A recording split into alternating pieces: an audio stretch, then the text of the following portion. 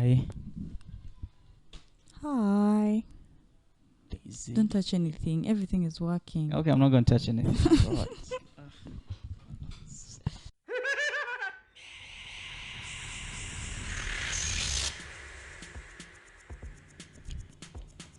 In this episode of Madhouse, we speak to Daisy Masembe about her process of filmmaking and about being in the business of everything.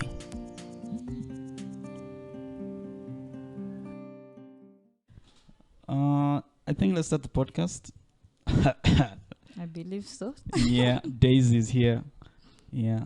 Allegedly, rumor has it that me and you were supposed to have met at some point in time. Mm. I don't know why. Because like, Gab, have you met Daisy? I'm like, who's this Daisy? Everyone's talking Who's about. Ruma? Yeah. Let's give Ruma a name. Ruma a name. Uh-huh. Yeah. Now, I mean, at first I think it was either Nell or Maria. I don't remember where, but the conversation about you came up, and then I was Cool. like, okay, because they said like, hey, Gab, you're the filmmaking person. There's another filmmaking person in your life that you should meet in this area. I was like, guys, no one else but me, Lord. I'm like superstar as usual. But then I was like, you know what? Then when I met on Sunday, I was like, oh, okay.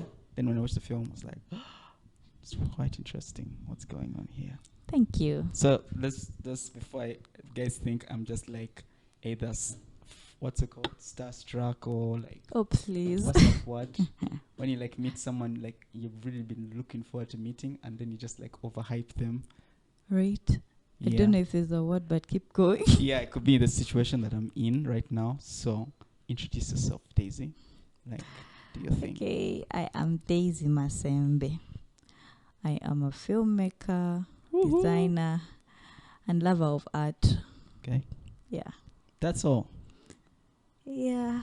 Details. Tell us more interesting things. Details. Okay, Sorry. I'm in the business of everything, literally, you guys. I do film, I direct, edit, write scripts. Oh God, you guys, I love writing scripts. Then on the other hand, I do camera work, I do photography, cinematography. But I think the places where, of course, as you're in the business of doing everything, the places where I find myself gravitating towards the most is in graphics, in script writing, and in directing. Okay. Yeah. Okay. And like when you're like 70 years old, where do you think to be like directing only? I don't like to tell myself stuff like, where do you see yourself in 5 years? It could be those things. So where you see weird. yourself in like 50 But in years. I don't even like people who ask me, where do you see yourself in 5 years? Where do you see yourself in 5 years? No thanks. I don't know.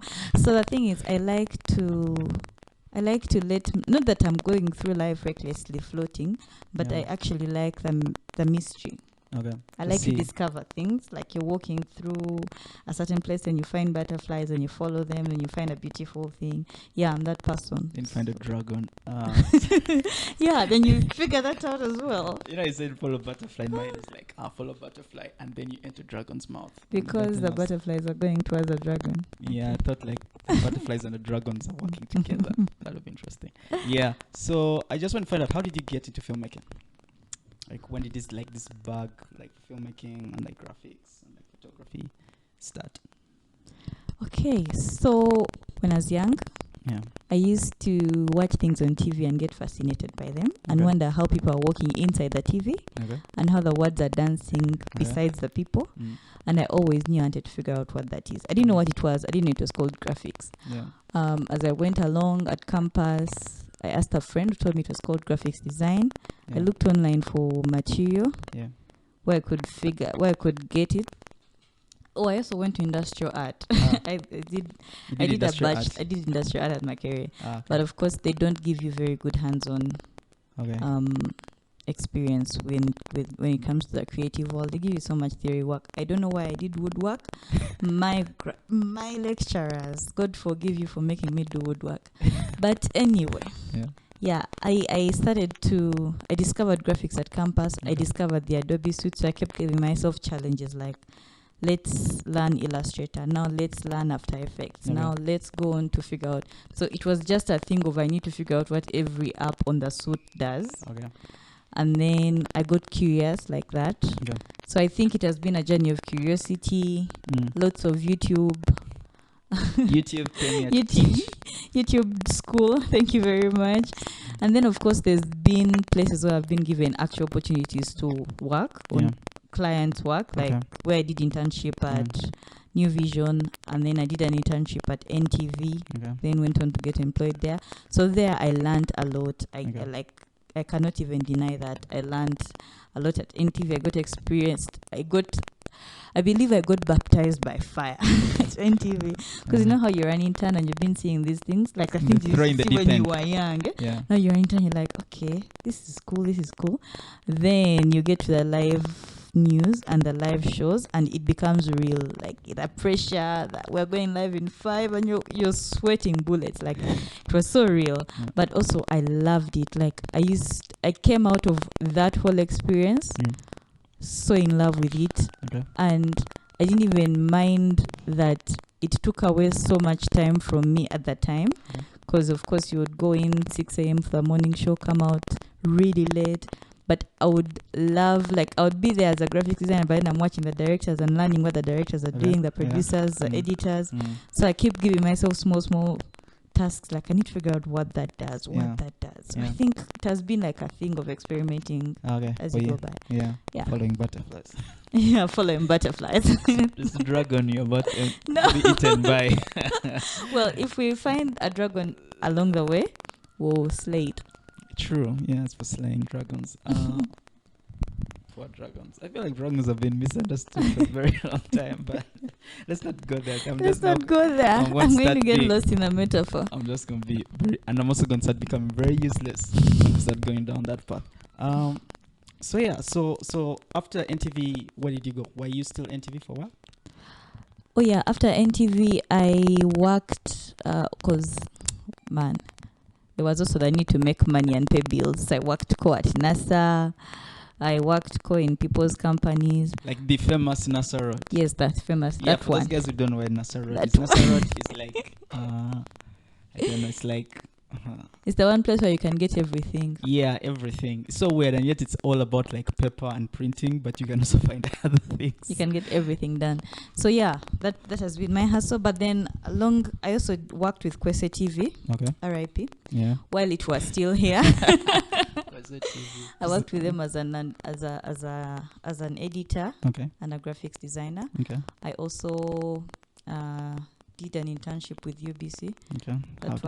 How did that go? Let's not go there. Yeah, and I've been around, and I think the one that I can most recently celebrate is I have been a part of the Multi-Choice Talent Factory. Okay. That's like boot camp for filmmakers. Okay. You go away for a year, and you learn everything in film. Okay.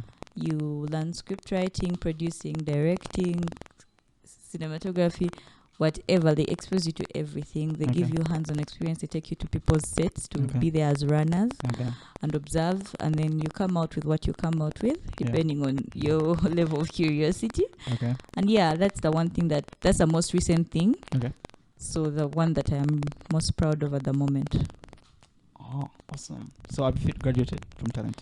Oh, we graduate next month. So we come and throw a party. Maybe it's on Zoom. Yeah, COVID came. COVID came. Not in Kampala, we forgot COVID. We just took the pictures today. For the Zoom, for the graduation? Yeah, for the Zoom graduation. Oh, that's going to be interesting. Zoom graduation. Yeah. Well, first we'll come and eat food after. Okay. We'll just I'll send you a Zoom link. Yeah. Eat your food in your sitting room. No, we're coming to your house and saying we'll come with food here. What should we bring? Since they say when you go visit people, come with gifts. So yeah, we'll come with some gifts. Yeah. I'm even too old for that. For parties. I'm too old for graduation parties, but yeah. I don't know. One of those things. Cool. So how's I'm very fascinated with the Mnet talent thing. I've seen it a couple of times being like advertised. But like sorry, I'm such a YouTuber.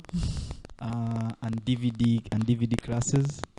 So like the idea of film school doesn't really make any sense. Okay, it's not like not film school. I guess like film boot camp, as you said. Yeah, it's like boot camp. It's like but like I think like maybe just like teaching myself is more my thing. Okay. Yeah, and like going in a work like a space environment to learn is just not like a thing for me. It's just like, what do we have to do? Just figure it out. And then while like other people like learn from like they have to be like put in a scenario where you sort of like watching and observing, which is cool. But I wanted to know how the experience was for you.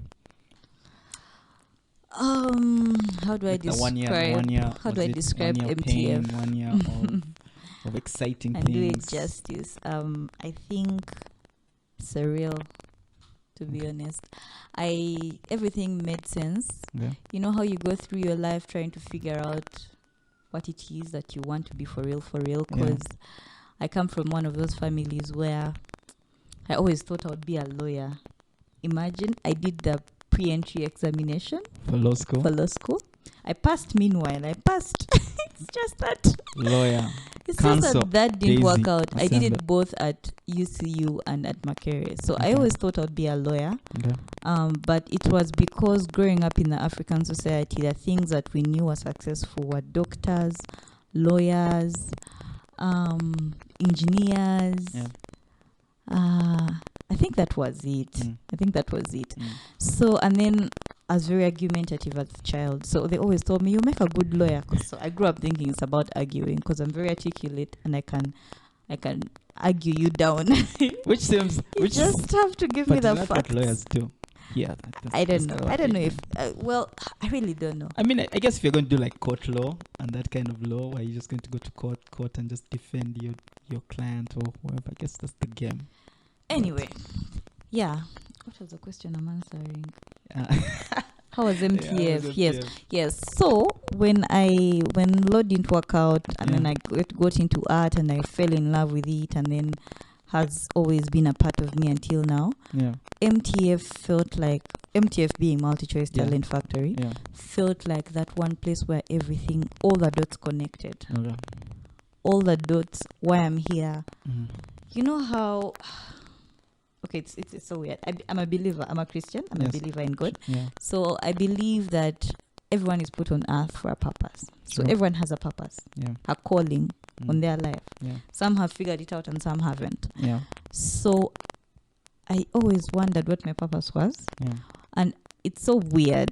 Again, I had like a deja vu. It was like a dream or something that happened before that I had gotten into MTF like 2 years ago. Oh, okay. And so when I eventually got into MTF, everything made sense. Yeah.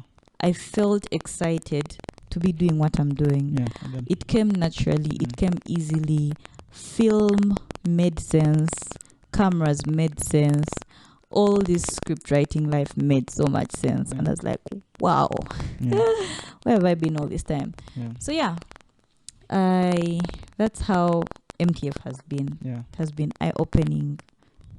So real. Yeah. Now that it's over, you're like, okay, yes, this is the industry. All those myths I had about the film industry. You know how the film industry, when you hear China Uganda, it sounds like some fake jazz dozens. All that stuff has been demystified. I have gotten so much respect for the film industry, even for Uganda and all over Africa. And I'm just grateful. I'm just thrilled and excited. Excited to make some cool films. So we know you made a film a year ago. Yeah, is it before MTF? Last year.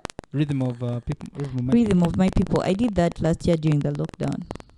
Wow, you're one of those filmmakers. Like, hey, we're gonna do some really cool stuff under lockdown. I did that during the lockdown. So it's a short film. So there was a competition to submit 5-minute films, and the theme was this is Uganda by Ntare Mwine. He's I remember it was that competition I had like 30,000, a crazy amount of money to win. I've even forgotten the prize money. See, that's how you know I didn't win. Jesus. Okay, but we got a runner-up. We got a runner-up prize of $100. But that's how you know I didn't win the real money, because I haven't forgotten what the prize money was. But the experience was exciting. So I did that film during lockdown. Okay. It was a thing of MTF was going well, and then COVID happened, and then while I'm still trying to wrap my head around what COVID is, what Corona is, why are people dying, they had us sent back from Kenya to Uganda. They told us the program has been put on hold until COVID is done. So we came home. I sat home. And then I remember that competition was still on because it was pushed further because COVID happened and public gatherings were pushed. So like, you can still apply. It's like, should put together a team of people and we get something short. Yeah. And gathered a cool bunch of people. Hi guys. I know one person there, Abubakar. Abubakar, my son guy. The one the last boom swinger. Still says things like that. Wow. Yes. But I got together a number of creatives, friends of mine that I've worked with, some from church because I've served with Watoto Church. Some have, you know how the industry is tiny. You've at least hired a lens from someone and now you know him, or you've hired a speed light, or you've hired. So like, everyone knows someone. Patrick. You know someone, Everyone knows Patrick. You know where I get gear from. So I put together friends of mine. We prayed about it. It settled right. We raised some funds. It was who knows who owns what, that kind of thing, because we didn't have a big budget to work with. So it was who can give us a house. I'm very fascinated to ask that question about raising money. It's a thing I always ask every filmmaker, like the art of raising money. I mean, like whether it is like you're going to collect it from but I wanted to just find out how you, like, we'll get into it. But I think it'd be something to really ask you how you figured out a way to raise money, because sometimes I meet young filmmakers and there's usually an excuse of money, and it's a very real thing. It's not even an excuse. It's a real thing, but then real. I'm saying, being creative people, I guess they always workarounds, and I guess you're sharing a bit of how you figured some tricks, not tricks, but some way to raise it would be interesting. Maybe we can share now. Maybe start with just some ways that you get, like how, for especially like, let's say in regards to Rhythm of My People. In regards to Rhythm of My People in particular, it was crowdfunding. It was friends that knew I was doing this and could come along with me. I raised a huge amount of the percentage because at that time I was receiving a stipend from MultiChoice that I was just sitting at home. Thank you, MultiChoice. So I could bring in that much, but then for the rest I had my team. We met. I pitched them the story. I showed them the script. I told them this is what we are working with. How do we raise this? So we formed a group. We're like 100K per person. That should get us somewhere. And then of course there are some people who brought in more than 100K. And then I had a few personal friends who were like, okay, I'll give you this. Oh my God, there was a time when I could not afford to feed the crew and the cast. It was so bad. And I cannot understress how God comes through for you. There's a day that a friend called me and he's like, oh, I heard you were shooting a film. How is it going? I'm like, Timothy, you know what? It is going well, but we are out of money. We just have fuel to drive to the location.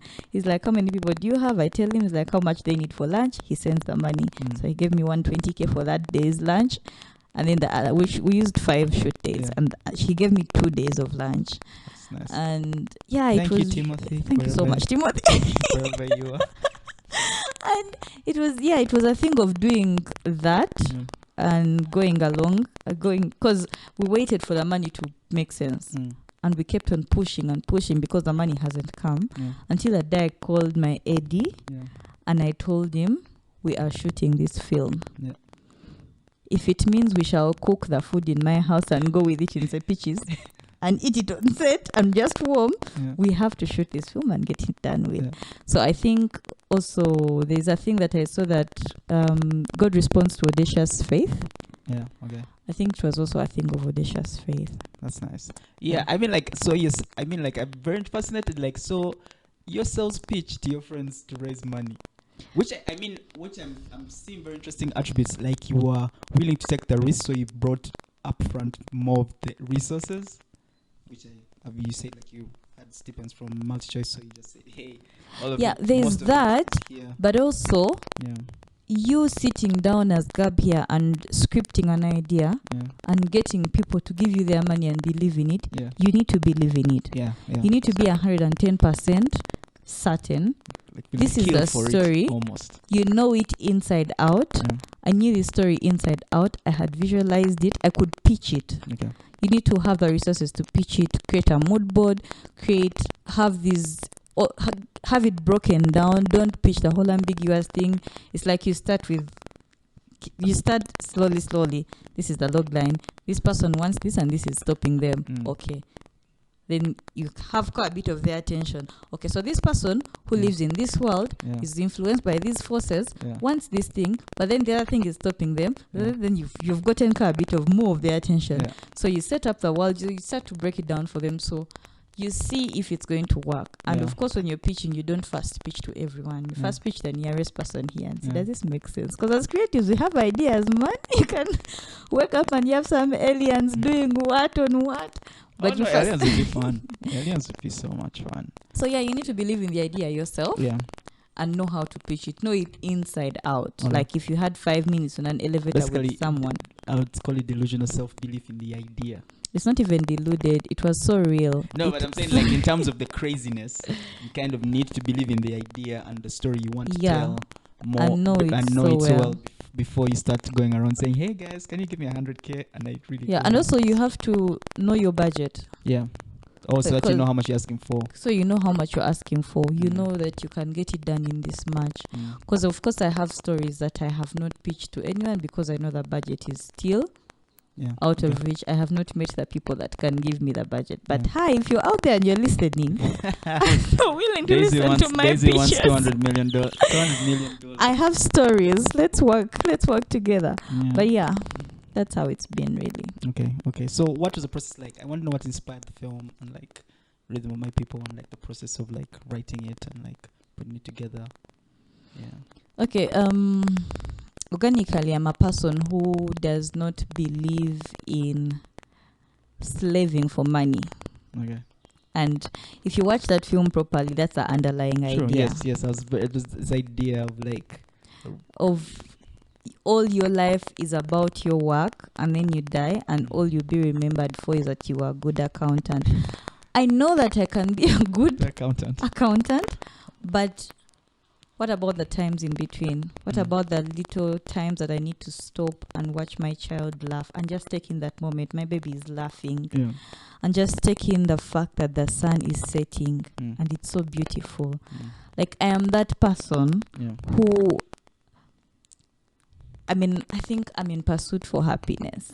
I'm in pursuit for happiness. I don't want to have gone through life and all I'm known for, or all I can say, not even known for, all I can say for myself is that I worked. Okay. I get. So that was the underlying idea. But then, of course, it also, a lot of that film is a juxtaposition of my life. It's you thinking that me as a creative, what I do, because it does not bring in money as you see it right now, hard cash, it does not make sense. So if you watch the story of Della, she's a painter and she derives so much joy. She derives so much happiness from what she does. Once in a while, it makes her money. It will make sense eventually. But then her sister is putting her on so much pressure. But when you see the sister's life is miserable, she wakes up and goes to work. And this is not the story with everyone who goes to work, man. I know there are people who love their jobs. I've done jobs that I love as well. But my story is, make sure as you work, make sure as you're chasing the 9 to 5, there's a pursuit of happiness in there. There is a little bit of happiness. There's a pursuit of happiness. There's a time that you slow down and smell the roses. There's a time that you slow down and take in how beautiful and bright everything around you is. So okay, that's what inspired the film. Nice. I was writing it. How long did you write it? What? How long did you write it? How long did that take?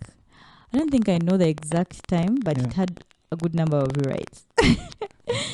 It had a good number of rewrites because it started from very far and kept having Zoom meetings. I consulted with my writing Professor Haida Maris. She's so cool. You should meet her. She has a new book out. I should do Kalango, but I've forgotten the book title. maybe now it will edit it here and just throw like hey, we shall cool throw ads. in the Maris's book. But she's really cool, Bambi. She's a Kenyan lady who nice. nurtured me into the scriptwriter that I am. So I really, really love and appreciate her. Okay. But yeah, she helped out with the development of the story. Because of course, when you write that draft, you believe in it and you believe it's good. Yeah. But then when you give it to someone else, after it's done, you give it to someone else, they read it and they can tell this time makes sense. And then it's up to you to decide if you want to take their advice or not. Because there are some well-meaning people who really don't know what they're talking about. True. So, but they're very well-meaning. Yeah. So you have to also decipher that and also choose if you want to go with what they're saying. So yeah, I had input from people, from my friends, from Solomon. Hi Solomon, Bambi. I've done some name calling on this podcast. Solomon. Those are now like Solomon, Timothy, Mars. Those are just podcasts for like season 3. Just be like, anyway. reach out to these guys. And so yeah, I can't Solomon tell was your you. DP, right? Yeah, he was a DP on the film. Okay. It's a good friend of mine. So I can't tell you how long exactly the script took to get written. Because from the idea being birthed in my head to the little sticky notes on my wall in my bedroom, I always have those, to it being put down in Celtics, to it being printed out and then rewritten I don't know how long that took, honestly. Okay. I should. Yeah, that's okay. That's fine. Back. That's fine. Now let's talk about this BTS. All those guys who don't know, I want us to do my Kalongo here. That BTS was if this was like one of those My Road Reel film competitions, you guys would have won like BTS, because I think I was so excited. I mean, like, I don't know, it felt like I watched the film again. Funny thing, I watched the film a second time after watching the BTS, because I was like, yo, the way they have captured like this BTS, it's like you're trying to find the same, like, you get like, you're just going to go like, oh, let me go check this thing out again, because these guys had so much fun making the film. Who made that BTS? Let's also do Kalango here. Oh yes, let's also do Kalango for Mr. Musinguzi. He has a YouTube channel. He's a Ugandan vlogger. He helped out with capturing of the BTS. He's also a friend of mine that I had worked with at church, at Kototo Church. So I called him on board and he said he wanted to just be a runner. Okay. So he owns a GoPro. So he came with his GoPro. That GoPro vlogging is... Wow. So he came with his GoPro and he's like, I'll be a runner who captures BTS as we go. Because as a director, you're not even thinking about BTS. You're so caught up in all this. Because we shot this for 5 days. Okay. We had to go to this island called Busi, where we shot the ending bit of the film. Yeah. But the night that we premiered the film for the crew, before it got seen to the audience, I had a night where I gathered everyone. We had a campfire. We went to this place, Hi, John. John hosted us in Busi. So many people. All these guys did free work, you guys. When you hear me saying Kalango, they deserve it. Anyway, so John hosted us in Busi. Yeah. So we had a campfire and then we screened the film for the crew and the cast to see it for their first time. Yeah. And it was, we felt like, yes, we had been able to capture the film, but the experience, the memories of what it felt like making the film was not done justice. So we're like, we have to put out the BTS. We have to edit together the BTS. And when you watch the BTS, it was so real. Yeah. It was so beautiful. It was exactly what we experienced. There were moments in there when things got out of hand, over the camera has gone where, we're out of battery, over what, like all those moments, seeing it all put together, seeing the journey as it unfolded. I think that BTS for me was when, like, is it Musinguzi? When you tell someone like, man, the other car had no content. I was like, what? Like, it was in a boring car with no content? I was like, oh, yeah, we had two cars. So seeing the BTS just coming together, I just wanted to put it up on my channel. For people to see it, but also for me to look back on the goodness of God. Because that was my first film, honestly. I had done smaller films in school. Okay.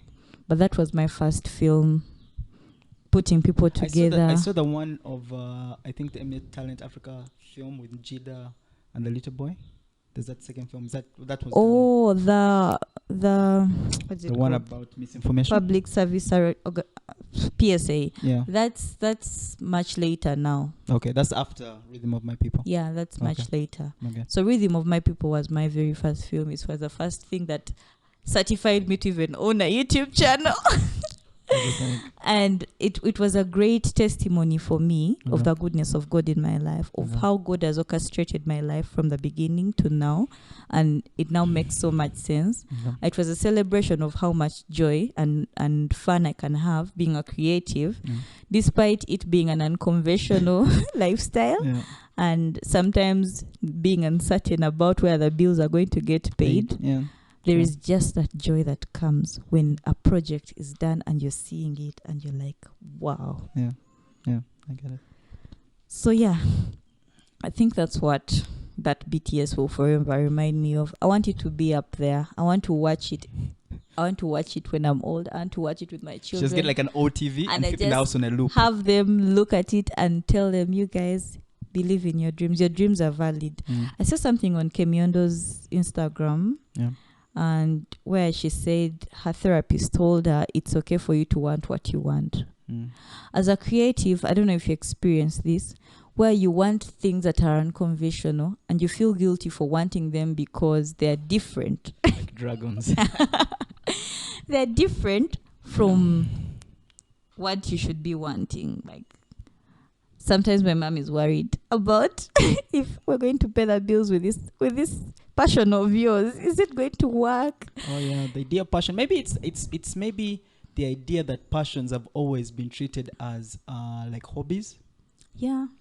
And no one has ever thought of turning passions into businesses. You know what I mean? Like actual, like saying like, hey, I'm passionate about X, Y, and Z, and I'm also going to figure out how to make money off of it. Yeah.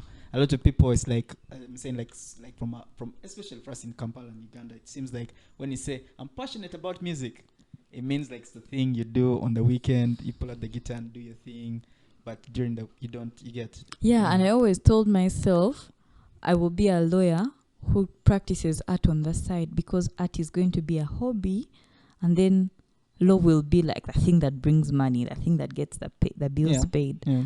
But of course, I've met people who don't believe that. I've met people who know that they will make money out of their passions, and that's that. Yeah. I mean, of course, it means a different mindset now and different hustle and different attitude towards things. Yeah. I mean, it's also okay to be a lawyer and be a painter at the same time. Yeah, it's really fine. Yeah, it's if really you can fine. do it. But the thing is, where I was coming from was that art was never going to make me money. Yeah, that's what I thought. Okay. And I can tell anyone who is... Let me give some career guidance advice. You guys, art can make you money. Your passion can make you money. Sure. You just have to be strategic. You just have to be smart. It can happen. Yeah, it can really happen. So as the podcast comes to an end, the last question I usually ask every guest, from all the cool things you've been up to and all the cool things you're going to be doing, what life lessons would you want to give the audience to go out with in case we're bored them for the past like 1 hour? Can we talk for an hour? Wow. What life lessons? Yeah. That's a hard one. I have to when you ask me this, put me under pressure to get it right. No, just like wing it. Just go like, hey, I have learned. I don't know. Don't say anything about audacious faith because you mentioned that one. So I've said audacious faith already. Yeah. Okay, I think go after the thing that you cannot rest unless you get it done. Yeah.